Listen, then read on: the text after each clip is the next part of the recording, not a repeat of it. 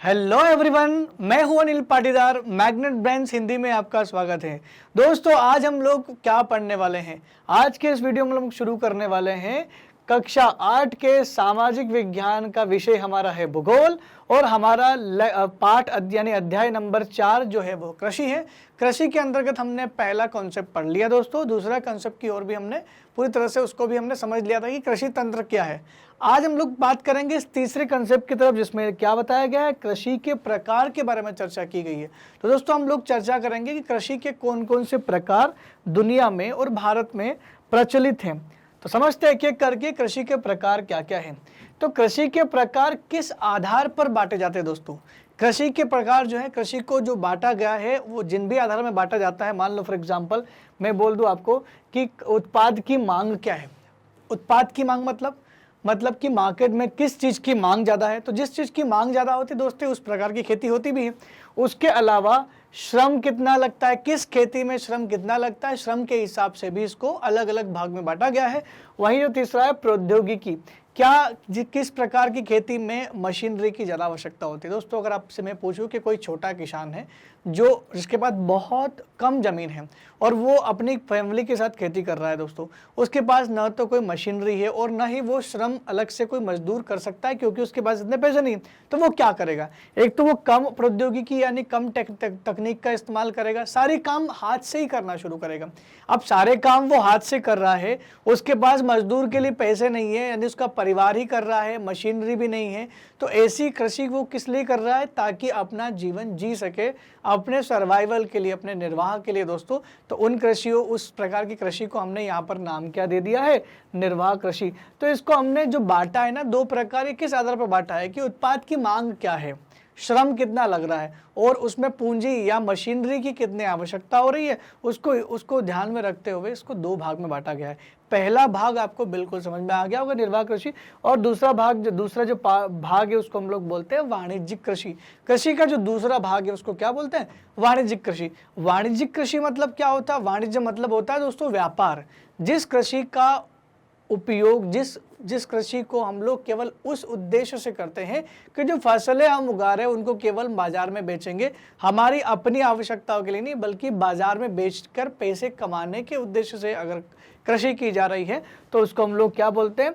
वाणिज्यिक कृषि। लेकिन अगर ऐसी कृषि जिसमें अपने परिवार को पालने के लिए की जाती है, जिसमें न तो श्रम होता है, बहुत कम श्रमिक होते हैं, घर के ही लोग होते हैं, और न मशीनरी होती है दोस्तों, और उस उत्पाद की मांग से यहाँ पर कोई मतलब नहीं, इनको केवल इतना उगाना है जितना अपना पेट भर सके, उसको हम लोग निर्वाह कृषि कहते हैं।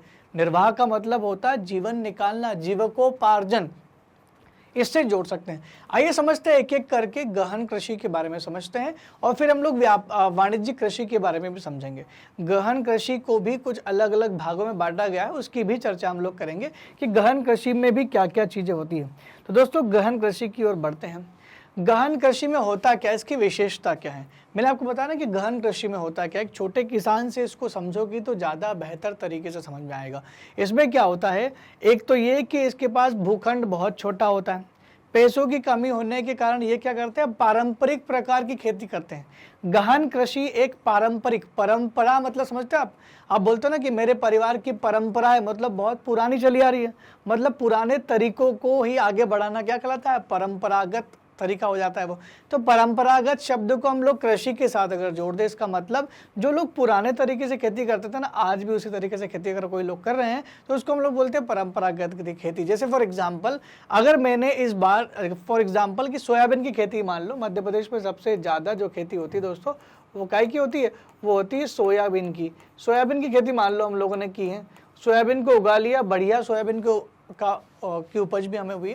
लेकिन क्या करते हैं किसान, जो सोयाबीन की उपज होती है उसी जो फसल होती है उसी में से बीज निकाल लेते हैं कि कुछ फसल हम लोग बेचते नहीं है। तो कुल फसल का कुछ हिस्सा जो अगले साल बोना है ना, वो उसी फसल में से निकाल लेंगे। लेकिन बार बार ऐसे बोने से क्या होता है, वो बीज उतना अच्छा उत्पादकता नहीं दे पाता, क्योंकि किसान को बीज जो है वो अच्छा बीज खरीदना पड़ेगा, वो भी बीज निगम से या सरकारी जितने भी जो गवर्नमेंट बेचती है बहुत अच्छे अच्छे बीज, जिनको उपचारित किया जाता है, जो अच्छी फसल दे सकते हैं। लेकिन किसान, जो गरीब किसान होते हैं, वो ये नहीं कर सकते। क्यों?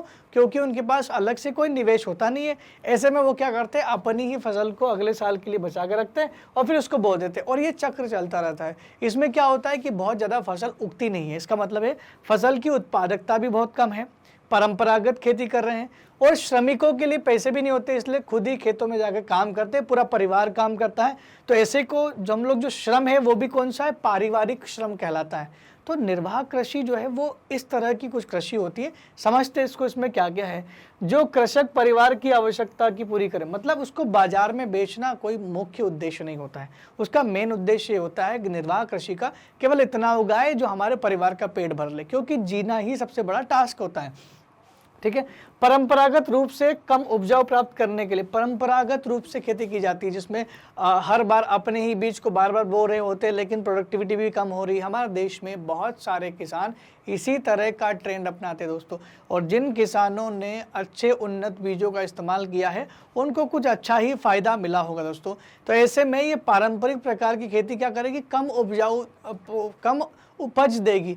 तो परंपरागत रूप से कम उपज प्राप्त करते हैं और निम्न स्तरीय प्रौद्योगिकी, क्योंकि इस प्रकार की खेती में वही लोग करते हैं जिनका मेन उद्देश्य खाली अपने परिवार की पूर्ति करना है। ऐसे में वो पैसे अलग से कमाएंगे तभी तो कुछ ट्रैक्टर या दूसरी मशीनरी खरीदेंगे। तो कम से कम मशीनरी का इस्तेमाल होता है।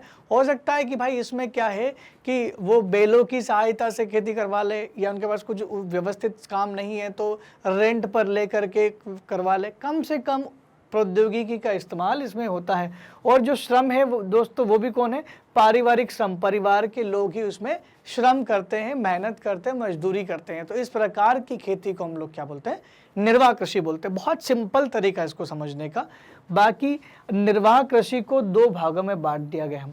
निर्वाह कृषि को दो भाग में बांटा गया है। ये निर्वाह कृषि, देखिए कृषि तो सारे ज़्यादातर भारत में ग्रामीण क्षेत्रों में ही होती है, और कृषि का मतलब खाली फसल उगाना ही नहीं होता है। कृषि के अंतर्गत हम लोग पशुपालन को भी तो मानते हैं, इसीलिए कृषि को, गहन कृषि को भी दो भाग में बांट दिया। एक तो है गहन निर्वाह कृषि, जो कि निर्वाह कृषि उसको क्या बोल दिया, गहन निर्वाह कृषि बोल दिया। गहन निर्वाह कृषि का ही एक व्यवस्थित रूप है जिसको हम अभी समझेंगे। और दूसरा दे दिया दोस्तों आदिम निर्वाह कृषि। आदिम निर्वाह कृषि मतलब आदिवासी लोग जो जंगलों में निवास करते हैं दोस्तों। भारत में ऐसी बहुत सारी आदिवासी जनजातियां हैं जो जंगलों में निवास करती है और अपने आवश्यकता को पूरी करने के लिए वो केवल उतना ही उगाते हैं जितना उनको आवश्यकता होती है, लेकिन उनकी खेती करने का तरीका कुछ अलग होता है। कुछ आदिवासी उसमें कृषि भी करते हैं, तो कुछ आदिवासी उसमें दोस्तों अपने भेड़ बकरियों ऊँटों को चरा करके उनसे जो प्रोडक्ट मिलता है उससे भी अपना काम चलाते हैं। भेड़ों को पालते ताकि ऊन मिल जाए उससे। तो आदिवासी द्वारा जो खेती की जाती है उसको हम लोग आदिम निर्वाह कृषि कहते हैं। दोनों के पीछे निर्वाह जुड़ा हुआ है, इसका मतलब ये सारी विशेषता तो उसमें होती है। ये केवल अपने परिवार की आवश्यकता की पूर्ति करने के लिए की जाती हैं। यहाँ तक आपको समझने में कोई दिक्कत नहीं होगी दोस्तों। आगे समझते एक एक करके दोनों को। गहन निर्वाह कृषि क्या होती है। निर्वाह कृषि और गहन निर्वाह कृषि में कोई अंतर नहीं है। निर्वाह कृषि कई तो प्रकार है, इसमें वो सारी चीज़ें होती है। देखिए जैसे इस प्रकार आप फोटो में देख पा रहे हैं, फोटो में छोटे छोटे भूखंड लिए गए, छोटे छोटे खेत के टुकड़े कर लिए गए और छोटे छोटे भूखंड पर वो खेती करते हैं। तो इसमें होता क्या है, इसमें किसान एक छोटे से भूखंड पर खेती करते हैं और साधारण औजार और उसमें तथा अधिक श्रम अधिक लगता है। भले ही परिवार के लोग कर रहे हो, छोटे छोटे औजार लगते हैं लेकिन श्रम अधिक लगता है। दिन भर वो उस पर काम करेंगे, भले ही श्रम की आवश्यकता कम हो लेकिन वो खुद परिवार के लोग ही उसमें काम करना शुरू कर देते हैं। अधिक धूप वाली जलवायु प्लस उर्वर मृदा वाले खेत होते हैं। ये खेत भले ही छोटे हों लेकिन गहन निर्वाह कृषि में ये लोग ज़्यादा उगाने की कोशिश करते हैं। ऐसे में क्या होता है कि इनके जो खेत होते हैं बहुत उर्वर खेत होते हैं, काली मृदा या जलोढ़ मिट्टी वाले ऐसे खेत होते हैं, उन्हीं में पार्टीशन करके ये खेती करना शुरू करते हैं। और ये एक साल में एक से अधिक फसल ले लेते हैं। इनके पास अच्छी पानी की व्यवस्था भी होती है। गहन निर्वाह कृषि का मतलब होता है कृषि को बेहतर तरीके से करना, लेकिन उसमें आपको क्या मिलेगा, उसमें आपके पास सारे औजार भी होने चाहिए, श्रम भी आपके पास काफ़ी प्रॉपर मात्रा में होना चाहिए, पारिवारिक श्रम ही मान लो, प्लस साथ ही साथ क्या है उसमें एक से अधिक फसलें लेना। साल में एक से ज़्यादा फसलें ले रहे, इसका मतलब क्या है दोस्तों, पहली फसल तो बारिश से आ गई लेकिन दूसरी फसल के लिए दोस्तों सिंचाई की जरूरत पड़ती है। इसका मतलब इस प्रकार की खेती में सिंचाई की आवश्यकता होती है। जैसे चावल की खेती, मक्का की खेती, दलहन और तिलहन की खेती, तो चावल, मक्का, दलहन और तिलहन, ये सारी जो खेती होती हैं ये इस प्रकार की खेती के अंदर आती है। इसका मतलब ये नहीं कि बड़े खेत वाले ये लोग उगाते नहीं है, सब लोग इसको उगा सकते हैं, लेकिन ज़्यादातर गहन निर्वाह कृषि वाले जो लोग होते हैं वो इन्हीं चीज़ों को उगाते हैं। अब इसमें देखो कोई सी चीज़ बाजार में बेचने लायक दिख रही है आपको, इसमें सारी की सारी चीज़ें वो अपने घर में इस्तेमाल कर सकते हैं, दलहन हो या मक्का हो या चावल हो या तिलहन हो, ये सारी चीज़ें अपनी ही आवश्यकता की पूर्ति के लिए दोस्तों वो उगाते हैं। तो इसको बोलते हैं हम लोग क्या, गहन निर्वाह कृषि। ये निर्वाह कृषि का ही एक रूप है। आइए बढ़ते हैं दूसरे प्रकार की तरफ। गहन निर्वाह कृषि का जो दूसरा प्रकार है उसको हमने क्या नाम दिया था, उसको हमने दिया था आदिम निर्वाह कृषि। दोस्तों मैंने बोला था कि भारत में जो आदिवासी लोग, भारत ही नहीं पूरी दुनिया में जितने भी आदिवासी जनजातियां हैं वो जो कृषि करती है उसको आदिम निर्वाह कृषि कहते हैं। इसके पीछे भी निर्वाह शब्द जुड़ा हुआ है। इसका मतलब ये है कि वो अपने परिवार की आवश्यकता की पूर्ति के लिए ही इस प्रकार की खेती करते हैं। तो इसको दो भाग में बांट दिया गया है। एक तो है स्थानांतरित कृषि, स्थानांतरित कृषि भी आदिम निर्वाह कृषि का उदाहरण है, और दूसरा है चलवासी कृषि। जरूरी नहीं है कि कृषि शब्द लिखा हो तो खाली फसलें ही उगाई जाए, इसमें पशुपालन भी आता है, इसलिए बार बार इस पर मैं फोकस कर रहा हूं, क्योंकि चलवासी कृषि जो होती है ना, चलवासी कृषि जो होती है, इसमें लोग अपने जानवरों को ही पालते रहते हैं, उनको घुमाते रहते हैं एक स्थान से दूसरे स्थान तक। क्योंकि उनकी ज़रूरतों की पूर्ति उनको करनी होती है। इसके एग्जाम्पल के द्वारा मैं आपको समझाऊंगा तो शायद बेहतर तरीके से आपको दोनों चीज़ समझ में आ जाए। पहले हम लोग बात करेंगे दोस्तों आदिम निर्वाह कृषि में स्थानांतरित कृषि के बारे में। ये तो समझ में आ गया कि आदिम निर्वाह कृषि क्या होती है। जो कृषि आदिवासी जनजातियों द्वारा की जाती है उस प्रकार की कृषि को आदिम निर्वाह कृषि कहते हैं। ये लोग भी अपनी आवश्यकता की पूर्ति के लिए ही केवल इस कृषि का उपयोग करते हैं, ये इस कृषि को करते हैं। तो देखते हैं निर्वाह कृषि में हमें क्या मिलता, स्थानांतरित कृषि में हमें क्या मिलता है। स्थानांतरित कृषि में हमें मिलता है, देखिए क्या होता है, इसको भारत में किया तो जाता है लेकिन ज़्यादातर उत्तर पूर्वी इलाकों में बहुत होती हैं।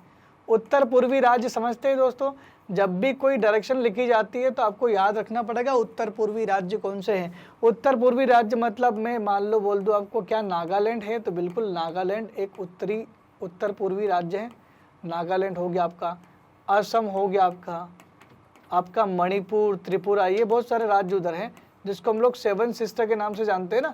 तो ये सेवन सिस्टर क्या है, ये सारे के सारे जो हैं ये उत्तर पूर्वी राज्य। इन उत्तर पूर्वी राज्यों की जो जनजाति है, जो पहाड़ी वहाँ की जनजाति है, जैसे नागालैंड की बात कर ले तो नागालैंड में जो जनजाति होती है उसको बोलते हैं हम लोग नागा जनजाति।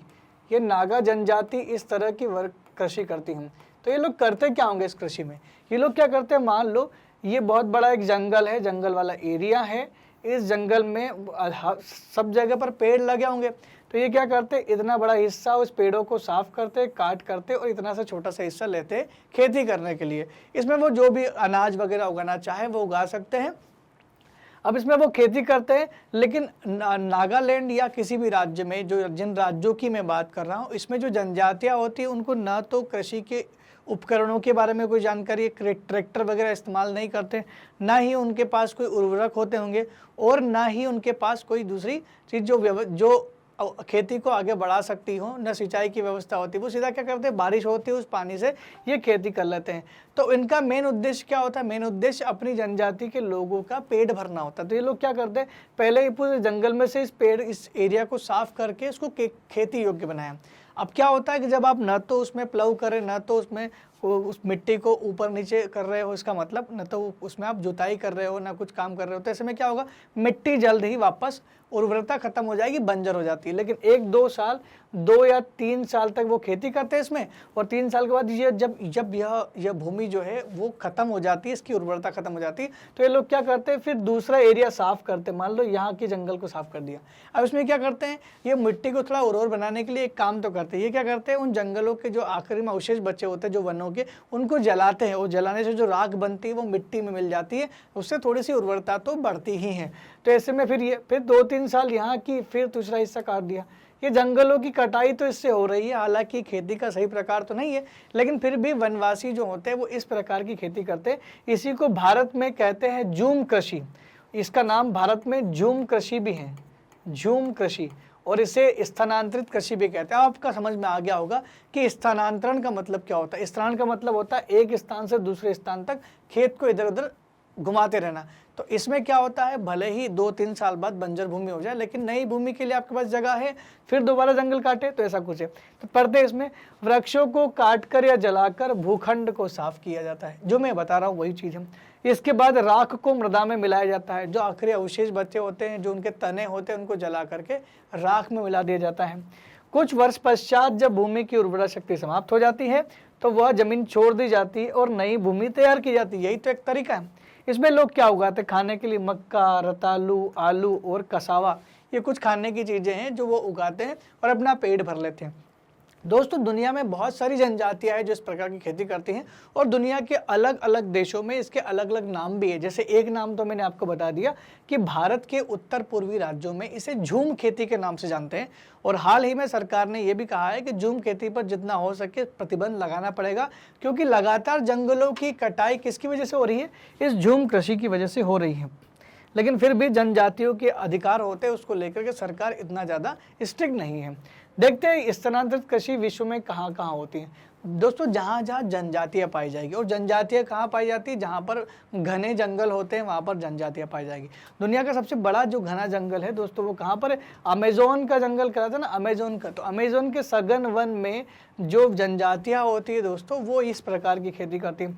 अमेजन के अलावा उष्णकटिबंधीय अफ्रीका, जो पूरा अफ्रीका जो महाद्वीप है दोस्तों, वहाँ पर भी बहुत सारी जनजातियाँ हैं। अफ्रीका में बहुत सारी जनजातियाँ जो इस प्रकार खेती करती है। जैसे अफ्रीका के केन्या में एक जनजाति मिलेगी आपको, उसका नाम है मसाई जनजाति।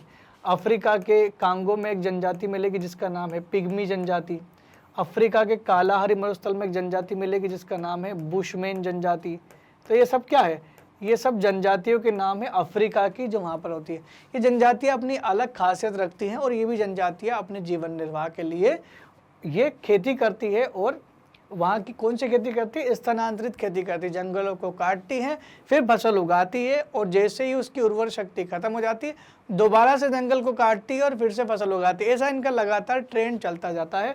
तो इस प्रकार आप देख सकते हो कि किस प्रकार की खेती यहाँ पर हो रही है। उसके अलावा दक्षिण पूर्वी एशिया में भी इस प्रकार की खेती होती है। दक्षिण पूर्वी एशिया में मतलब दक्षिण पूर्वी एशिया किसको बोलते हैं, दक्षिण पूर्वी एशिया का मतलब होता है कंबोडिया। कंबोडिया देश का नाम आपने सुना होगा। कंबोडिया नहीं सुना तो एटलस को खोल करके इस देश को खोजें। Thailand, Malaysia, Laos, Vietnam, Thailand, Vietnam, ये से बहुत सारे देश आपको वहाँ पर मिलेंगे। इन सभी देशों को हम लोग क्या बोलते हैं, इनको बोलते हैं हम लोग दक्षिण पूर्वी एशियाई देश। तो दक्षिण पूर्वी एशियाई देशों में भी स्थानांतरित कृषि होती है दोस्तों। उसके अलावा उत्तर पूर्वी भारत, मैंने आपको बताया कि असम, मेघालय, नागालैंड, मणिपुर, मिजोरम, त्रिपुरा, इन सभी राज्यों में जो जनजातियाँ पाई जाती है वो जनजातियाँ झूम खेती करती हैं, जिसको हम लोग स्थानांतरित खेती भी कहते हैं।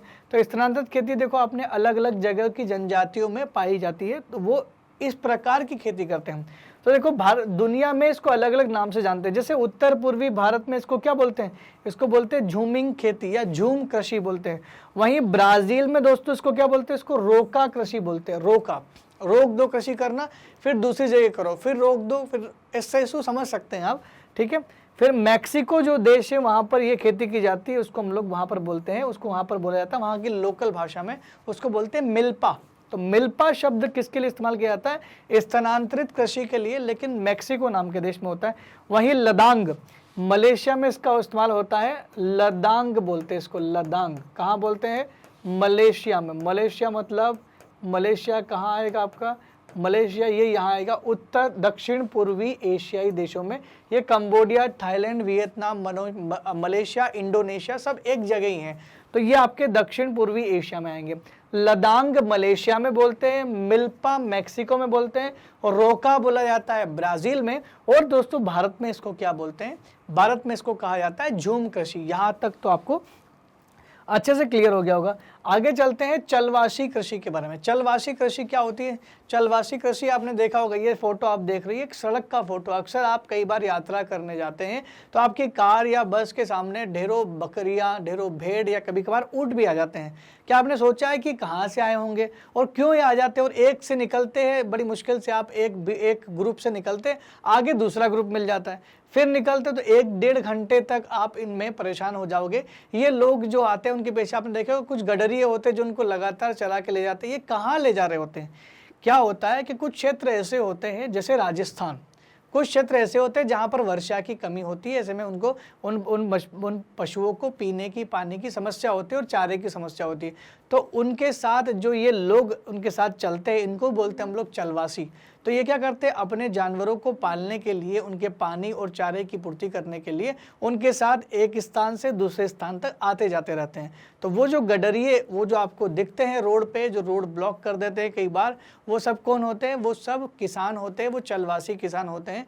और वो आपको परेशान नहीं करना चाहता, लेकिन क्या करें, वो रोड के अलावा उनके पास कोई दूसरा रास्ता है नहीं।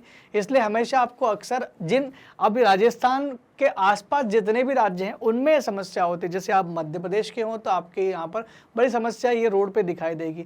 आप हरियाणा में हो वहाँ दिखाई दे सकती, पंजाब में दिखाई दे सकती, यूपी में दिखाई दे सकती, गुजरात में दिखाई दे सकती। जो राजस्थान से जुड़े हुए जितने भी राज्य हैं वहाँ पर इस प्रकार की समस्या आपको देखने मिलेगी। इवन खुद राजस्थान के जो इलाके जहाँ पर पानी अच्छा गिरता है वहाँ पर भी इस तरह के मवेशियों को, गडरियों को, भेड़ों को, बकरियों को और ऊँट को ले जाने वाले चलवासी लोग आपको दिखाई देंगे। तो चलवासी खेती क्या होती है? पशुपालन से जुड़ी हुई है। इस प्रकार की खेती में पशु चारक अपने पशुओं के साथ एक स्थान से दूसरे स्थान तक चारे व पानी के लिए घूमते हैं। एक स्थान से दूसरे स्थान तक चारे व पानी के लिए घूमते हैं। इस प्रकार की गतिविधियां, अब क्यों घूमते हैं? क्योंकि इस प्रकार की गतिविधियां जलवायु बाधाओं और भूभाग की प्रतिक्रिया स्वरूप उत्पन्न होती। जलवायु बाधाओं मतलब समझ रहे हैं आप? जलवायु बाधाओं मतलब शुष्क, सूखा पड़ जाता है। अगर उस एरिया में सूखा पड़ रहा है तो इस कारण से वो जलवायु बाधाएं उत्पन्न हो जाती हैं और उन लोगों को परेशानी होती। क्या परेशानी होती? पानी की समस्या होती, चारे की समस्या होती है। ऐसे में वो क्या करते हैं? अपने पशुओं को अपने साथ ले जाते, एक स्थान से दूसरे स्थान तक घूमते हैं। दोस्तों इसमें और क्या क्या आता है? इसमें भेड़ आती हैं, ऊँट आते हैं, मवेशी, याक और बकरियाँ आते हैं।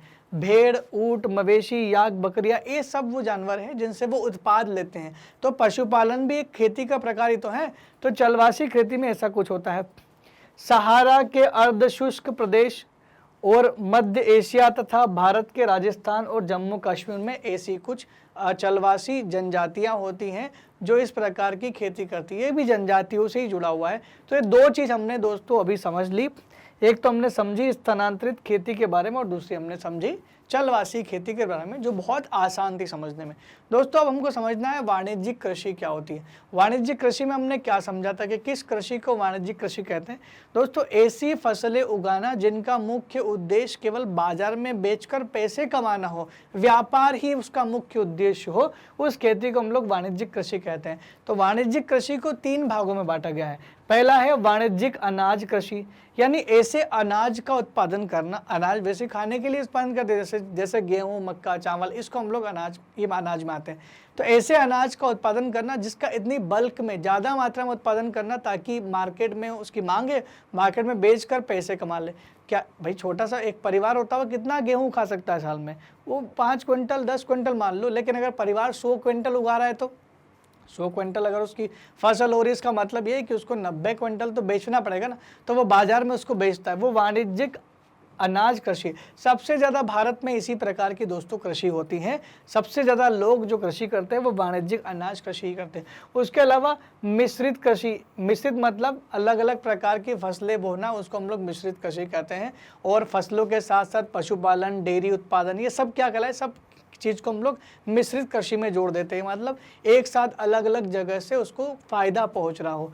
और नेक्स्ट जो है रोपण कृषि। रोपण कृषि के बारे में भी समझेंगे दोस्तों। उदाहरण स्वरूप बता देता हूं, जैसे चाय और कॉफ़ी की हम लोग जो प्रोडक्शन करते हैं वो रोपण कृषि के अंतर्गत आता है। ये बहुत महंगी होती है, इसमें खर्चा भी बहुत ज़्यादा लगता है, मशीनरी की आवश्यकता भी होती है, लेकिन इस पर जो उत्पादकता होती है वो आपको बहुत ज़्यादा फायदा दिला सकती है। इसलिए रोपण कृषि जो है वो हर जगह तो नहीं होती, कुछ जगह पर, जैसे आसाम में होती है चाय के बड़े बड़े बागान। आपको असम चाय के लिए फेमस है, श्रीलंका चाय के लिए फेमस है। भारत में भी काफ़ी चाय होती है, श्रीलंका में भी काफ़ी चाय होती है। दुनिया में सबसे ज़्यादा चाय के कंज्यूमर यानी चाय को की मांग जो है ना, चाय की पत्ती जो हम लोग देखते हैं ना, आप जो चाय पीते हैं, दुनिया में सबसे ज़्यादा चाय पीने वालों में भारत टॉप पर है। क्योंकि आप जानते हैं हर एक घर में सबसे पहले आपको उठते से ही क्या चाहिए, चाय चाहिए। इस कृषि में फसल उत्पादन तथा पशुपालन बाजार में विक्रय हेतु किया जाता है, केवल विक्रय के लिए किया। अधिकांश कार्य मशीनों द्वारा होता है, यहाँ पर मानव श्रम बहुत कम होता है, क्योंकि ये बड़े बड़े खेत और बड़े किसान इसको करते हैं। ऐसे में उनके पास सारी सुविधा होती है। और अब तो दोस्तों देश में सरकार जो है वो लोन भी प्रोवाइड करा रही है, किसान क्रेडिट कार्ड आ गया, उसके अलावा किसानों को मुआवजा भी मिलता है, लोन भी मिलता है, किसान सम्मान निधि जैसी कोई चीज़ भी चलाई गई है, जो सरकार आपके अकाउंट में, जो किसान होते हैं उनके अकाउंट में सीधे पैसे डाल देती है, ताकि वो बीज या कुछ चीज़ों में उसका इस्तेमाल कर सकते हैं। तो ये बहुत अच्छा एक सरकार की मुहिम है, जिससे खेती को बढ़ावा दिया जा सकता है। तो हम लोग समझते हैं एक एक करके वाणिज्यिक कृषि के प्रकारों के बारे में। पहला प्रकार है दोस्तों वाणिज्यिक अनाज कृषि। वाणिज्यिक अनाज कृषि में मैंने बोला कि ऐसे अनाज उगाना, अनाजों को इतने ज़्यादा मात्रा में उगाना कि उसको बाजार में बेच सके, ठीक है ना। तो फसलें वाणिज्यिक उद्देश्य से उगाते हैं, फसलों को, अनाज फसलों को, खाद्यान्न फसलों को उगाना। जैसे गेहूं और मक्का, ये खाद्यान्न फसलें जिसको हम लोग खाते हैं, तो खाद्यान्न फसलों को ही वाणिज्यिक उद्देश्य से उगा रहे हैं। और ये भारत में तो इतना ज़्यादा नहीं है, लेकिन दुनिया के बड़े बड़े देश यही काम कर रहे हैं। जैसे अमेरिका में बहुत ज़्यादा मात्रा में गेहूं मक्का खाली बेचने के उद्देश्य से उगा रहे हैं, यूरोप में हो रहा है, एशिया में हो रहा है। शीतोष्ण कटिबंधीय घास के मैदान जो है, यहाँ पर भी इस प्रकार की खेती हो रही है। शीतोष्ण कटिबंधीय घास के मैदान जो है ना, एशिया यूरोप दोनों में मिलेंगे आपको। हम लोग इस मैदानों की भी चर्चा करेंगे जब हमें ज़रूरत पड़ेगी। नेक्स्ट है आपका सैकड़ों हेक्टेयर के बड़े फार्म और विरल आबादी वाले होते हैं।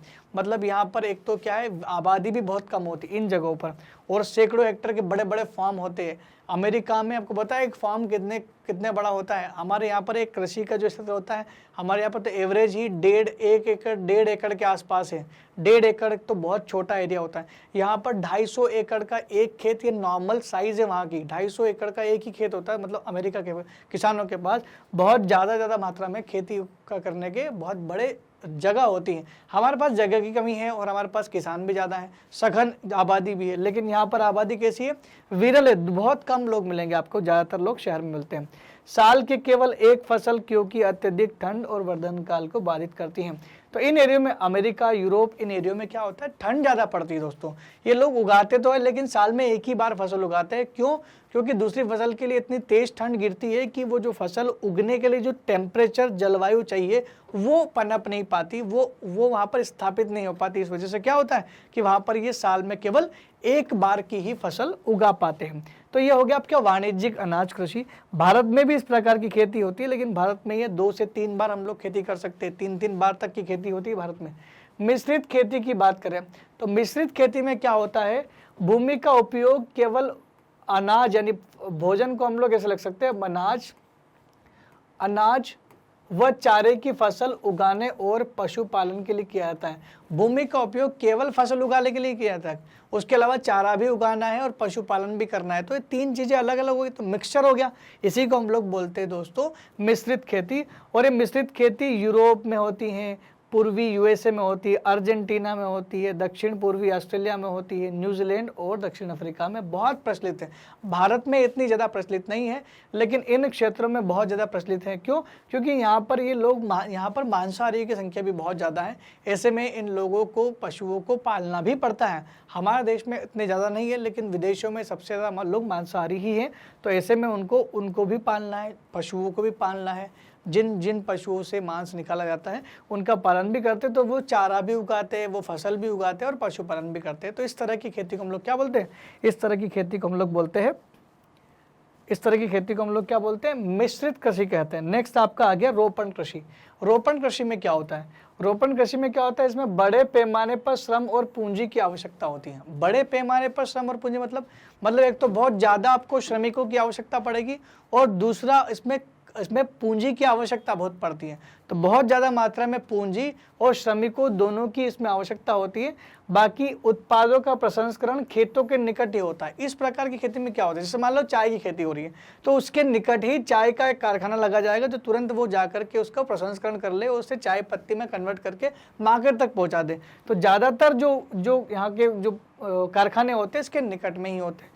नेक्स्ट है इसी में आगे दोस्तों, परिवहन जाल विकसित होना चाहिए। ये रोपण कृषि में क्या होता है, जैसे ही आपने इसको उगाया, आपका जो परिवहन जाल यानी उसका मतलब जो परिवहन की व्यवस्था है वो ट्रेन हो या बस हो या ट्रेन हो या ट्रक के माध्यम से तुरंत लोगों तक पहुंचाना या तुरंत कारखानों तक पहुंचाया जाता है, क्योंकि ये खराब हो सकती है। जैसे मान लो गन्ने की फसल मान लो तो बड़ी जल्दी खराब होने की संभावना हो जाती है, जल्दी जल्दी सूख जाती हैं। चाय हुआ, कॉफ़ी हुआ, ये सब चीज़ें क्या है, ये जल्दी सूखने की इनकी संभावना हो जाती है।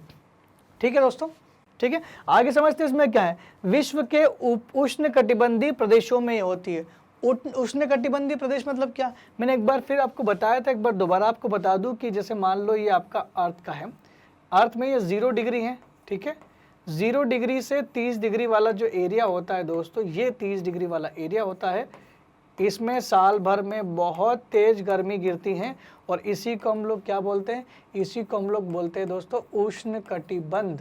तो यही आपका क्या हो गया, उष्ण कटिबंध क्षेत्र हो गया। तो उष्ण कटिबंधीय क्षेत्र में क्या होता है, इन्हीं उष्ण कटिबंधीय क्षेत्रों में ज्यादातर किस प्रकार की खेती होती है, कौन सी होती है, रोपण कृषि इसमें करते हैं। तो रोपण कृषि की खासियत क्या हो गई, एक तो उसमें पूंजी ज़्यादा लगेगी, श्रम बहुत ज़्यादा लगेगा। आपको पता है चाय बागानों में चाय की पत्तियों से जो वो चाय निकाली जाती है, जो उसमें क्या होता है, मजदूर की आवश्यकता पड़ती है, मशीनरी से काम नहीं होता दोस्तों, उसमें बहुत ज़्यादा श्रम की आवश्यकता पड़ेगी। आपने देखे होंगे कुछ लोग पीछे अपने शरीर के पीछे थैला बांध कर निकल जाते हैं और धीरे धीरे चाय की पत्तियों को जो है उससे निकालते हैं और वो उसको कारखानों में भेजते हैं और फिर चाय तैयार होती है। ऐसा कुछ आपने देखा होगा।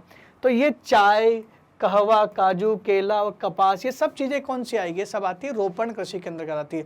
रोपण कृषि की फसलें के नाम याद रख लेना, चाय, कहवा, कपास, काजू, केला, ये सारे नाम याद रखोगे तो आपका काम हो जाएगा। अब देखिए जैसे मलेशिया में रबर की खेती होती है, इंडिया में भी होती है दोस्तों रबर की खेती, वो भी रोपण खेती में आती है। मलेशिया में रबर की खेती बहुत टॉप पे होती है, दुनिया में सबसे टॉप पे मलेशिया है। ब्राज़ील में कहवा यानी कॉफ़ी की खेती होती है दोस्तों, कहवा यानी कॉफ़ी की खेती सबसे ज़्यादा ब्राज़ील में होती है। ब्राज़ील कॉफ़ी का दुनिया में सबसे बड़ा निर्यातक देश है, सबसे ज़्यादा निर्यात करता है। और ब्राज़ील में एक बंदरगाह है जिसको बोलते हैं हम लोग सेंटोस बंदरगाह, उसका नाम है सेंटोस बंदरगाह।